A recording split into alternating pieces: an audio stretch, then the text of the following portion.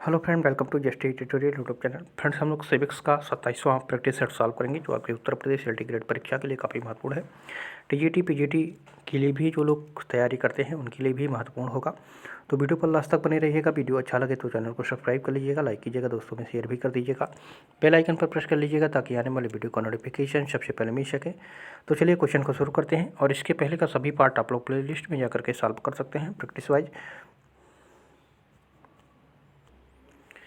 पहला क्वेश्चन है आज का, निम्नांकित में से कौन सा एक भारत शासन अधिनियम 1935 में स्वीकार किया हुआ महत्वपूर्ण और अस्थायी अवयव नहीं है। तो यहाँ पे पहला है देश के लिए लिखित संविधान। यही आपका अस्थायी अवयव नहीं था, क्योंकि भारत के लिए संविधान का सर्वप्रथम उल्लेख जो है क्रिप्स मिशन में किया गया था। इसका उल्लेख जो है क्रिप्स मिशन में किया गया था, न कि 1935 में। तो यहाँ पे पहला ही आपका अवयव नहीं है, तो ए ऑप्शन आपका इसमें सही हो जाएगा। भारत शासन अधिनियम में जो है विधानमंडल के निर्वाचित एवं जवाबदेही प्रतिनिधि, सही है आपका। एक संघ की योजना पर विचार भी इसी में था। विधानमंडल के लिए सरकारी सदस्यों का समायोजित किया जाना, ये भी इससे संबंधित था। तो यहाँ पे ऑप्शन नंबर ए आपका इसमें सही हो जाएगा। अगला क्वेश्चन है, निम्न में से भारत सरकार अधिनियम 1935 की मुख्य विशेषताओं में से नहीं था पूछा है प्रश्न में। तो इसमें आपका बी ऑप्शन सही हो जाएगा। अवशिष्ट विषय प्रांतीय विधायिकाओं को आवंटित किए गए थे, ये आपका गलत हो जाएगा, क्योंकि अखिल भारतीय महासंघ का प्रावधान जो है प्रांतीय स्वायत्तता का सूत्रपात और केंद्रीय स्तर पर जो है द्वैध शासन प्रणाली भारत सरकार अधिनियम 1935 की मुख्य विशेषताएं थी। किंतु जो ये अवशिष्ट विषय प्रांतीय विधायिका को आवंटित नहीं किया गया था। ठीक है, तो यहाँ पे बी ऑप्शन आपका इसमें सही हो जाएगा। अगला क्वेश्चन है, भारत के कल्याणकारी राज्य होने का विचार पाया जाता है, तो किसमें पाया जाता है?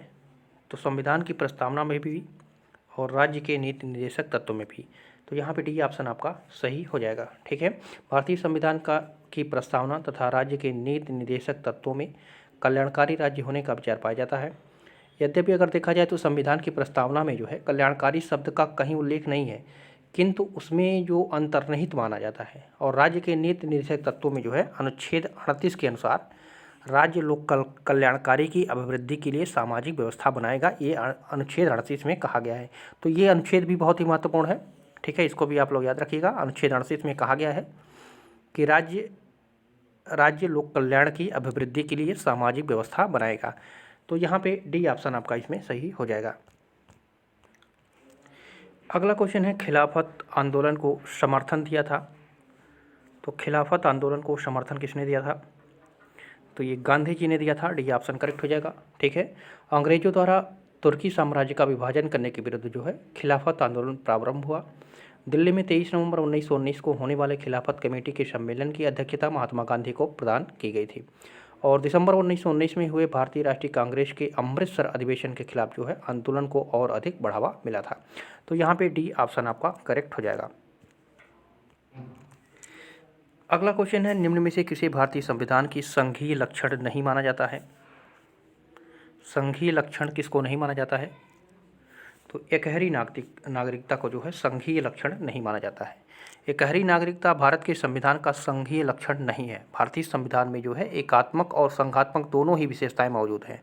और भारतीय संविधान में जो है संघात्मक लक्षणों में लिखित संविधान, कठोर संविधान, केंद्र तथा राज्यों में शक्तियाँ का वितरण, न्यायपालिका की सर्वोच्चता एवं स्वतंत्रता, द्विसदनीय विधानमंडल, ये सभी उसके अंतर्गत आ जाते हैं।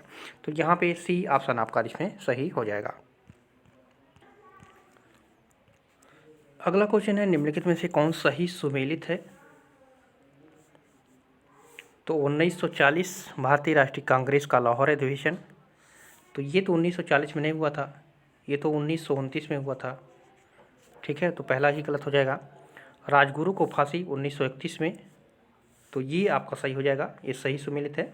1931 23 मार्च 1931 को राजगुरु सुखदेव और भगत सिंह को फांसी दी गई थी। तो यहाँ पे दूसरा वाला ऑप्शन आपका सही हो जाएगा। और असहयोग आंदोलन प्रारंभ हुआ था, तो ये 1921 दिया है, तो ये भी आपका गलत हो जाएगा। 1920 में असहयोग आंदोलन प्रारंभ हुआ था, 1 अगस्त 1920 को प्रारंभ हुआ था।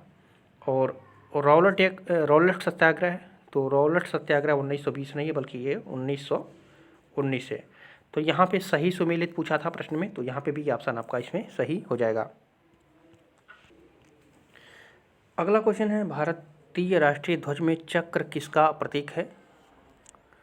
तो ये चक्र जो है ये न्याय का प्रतीक माना जाता है। ठीक है, भारतीय राष्ट्रीय ध्वज में सफ़ेद पट्टी के बीच नीले रंग का चक्र है, जिसका प्रारूप जो है ये सारनाथ के अशोक के स्तंभ से लिया गया है और इसमें 24 तिलियाँ होती है। यह न्याय का प्रतीक माना जाता है। अगला क्वेश्चन है, राष्ट्रपति का रिक्त स्थान भर लिया जाना चाहिए तो कितने दिनों के अंदर? तो 6 माह के अंदर। ठीक है, संविधान का अनुच्छेद 62 का सब आर्टिकल 1 के अनुसार जो है राष्ट्रपति की पदावधि की समाप्ति से हुई रिक्त को भरने के लिए निर्वाचन पदावधि की समाप्ति से पहले ही पूर्ण कर लिया जाएगा। और 62 के 2 में कहा गया है कि यदि रिक्त राष्ट्रपति की मृत्यु, पद त्याग या पद से हटाए जाने के कारण हुई है तो उसके रिक्त को भरने के लिए जो है निर्वाचन रिक्ति होने की तारीख के पश्चात यथाशीघ्र और प्रत्येक दशा में 6 माह बीतने से पहले किया जाना चाहिए। तो यहाँ पे भी ऑप्शन आपका इसमें सही हो जाएगा। अगला क्वेश्चन है, भारत में शिक्षित मध्यम वर्ग ने क्या 1857 के विद्रोह का विरोध किया था? नहीं। 1857 के विद्रोह का समर्थन किया था? ये भी नहीं है। 1857 के विद्रोह से तटस्थता बनाए रखी थी। ठीक है, तो यहाँ पे ऑप्शन नंबर आपका सी सही हो जाएगा। 1857 के विद्रोह में शिक्षित वर्ग ने कोई रुचि नहीं ली थी, जो इस महासमर की सफलता के प्रमुख कारणों में से एक माना जाता है। और विद्रोही जिस प्रकार अंधविश्वासों का उपयोग करते या प्रगतिशील सामाजिक उपायों का विरोध करते थे, तो उसमें ये शिक्षित वर्ग जो था वो तटस्थता बनाए रखी थी। तो यहाँ पे सी ऑप्शन आपका इसमें सही हो जाएगा। अगला क्वेश्चन है, निम्नलिखित में से कौन सा एक भारतीय संविधान का दर्शन नहीं है? भारतीय संविधान का दर्शन नहीं है तो ये साम्यवादी राज्य, ये भारतीय संविधान का दर्शन नहीं माना जाता है। भारतीय संविधान में कल्याणकारी राज्य और समाजवादी राज्य और राजनैतिक समानता, न्याय, पंथ निरपेक्ष, लोकतंत्रात्मक गणराज्य आदि को दर्शन से जो है आत्मसात किया जाता है, किंतु साम्यवादी राज्य का ये दर्शन का उल्लेख संविधान में नहीं किया गया है। तो यहाँ पे डी ऑप्शन आपका इसमें सही हो जाएगा। अगला क्वेश्चन है, लोकसभा का नेता कौन है? लोकसभा का नेता किसको माना जाता है? तो ये प्रधानमंत्री को माना जाता है। बी ऑप्शन सही हो जाएगा, चूँकि अनुच्छेद 75 के 1 के अनुसार जो है राष्ट्रपति लोकसभा में बहुमत दल का नेता को प्रधानमंत्री पद पर नियुक्त करता है। किसी भी सदन का नेता उस सदन का सदस्य ही होता है। यदि प्रधानमंत्री लोकसभा का सदस्य नहीं होता है तो लोकसभा में सदन का नेता किसी वरिष्ठ मंत्री को बनाया जाता है जो लोकसभा का सदस्य हो। तो यहाँ पे कह सकते हैं कि प्रधानमंत्री जो है उसका मुख्य नेता होता है। अगला क्वेश्चन है, निम्न में से कौन संयुक्त राष्ट्र सुरक्षा परिषद का अस्थायी सदस्य नहीं है? संयुक्त राष्ट्र सुरक्षा परिषद का अस्थायी सदस्य नहीं है कौन सा देश? तो संयुक्त राष्ट्र संघ का सुरक्षा परिषद में कुल कितने 15 सदस्य होते हैं, जिसमें 5 अस्थायी होते हैं।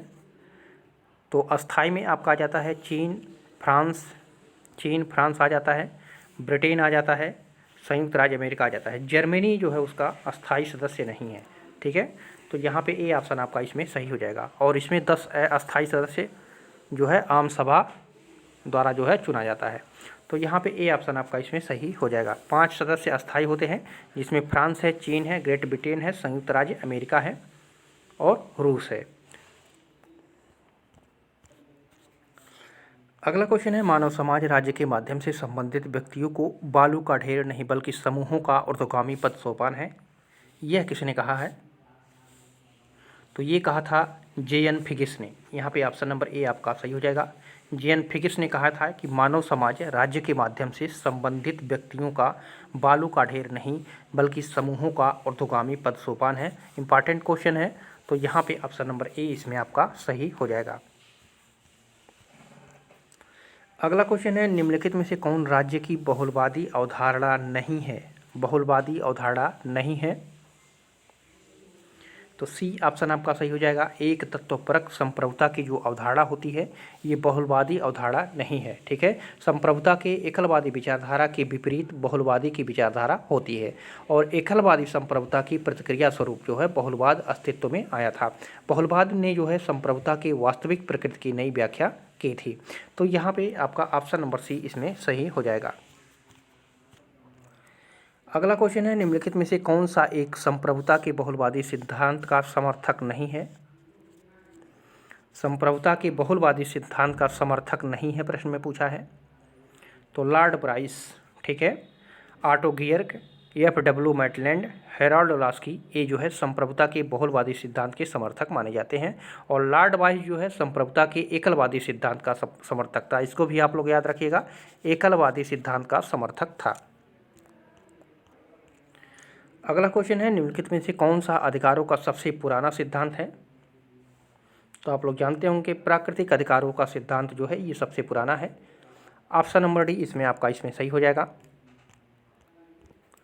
अगला क्वेश्चन है, निम्नलिखित में से कौन आत्मरक्षा को व्यक्ति का मूल अधिकार मानता है। आत्मरक्षा को व्यक्ति का मूल अधिकार मानता है। तो हाब्स जो था ये आत्मरक्षा को जो है व्यक्ति का मूल अधिकार मानता था। हाब्स के अनुसार अपनी व्यक्तिगत सुरक्षा के लिए ही मनुष्य अपने सारे अधिकारों का परित्याग करके जो है संप्रभु को असीम सत्ता प्रदान करते हैं। तो यहाँ पे डी ऑप्शन आपका इसमें सही हो जाएगा। अगला क्वेश्चन है, समाज के विरुद्ध अधिकार परस्पर विरोधी अभिव्यक्ति है, यह कथन किसका है। मोस्ट इंपॉर्टेंट क्वेश्चन है, इसको भी आप लोग याद रखिएगा। तो ये कथन ग्रीन महोदय का था, सी ऑप्शन सही हो जाएगा। ग्रीन के अनुसार भी अधिकारों को जो है सामाजिक स्वीकृति मिलना आवश्यक है। अंततोगत्वा अधिकारों का औचित्य सामाजिक कल्याण में ही निहित है और समाज के विरुद्ध जो है व्यक्तिगत अधिकार निरर्थक होता है, ऐसा बताया था ग्रीन ने। अगला क्वेश्चन है, निम्नलिखित में से कौन सा एक कथन अधिकारों के बारे में सही नहीं है।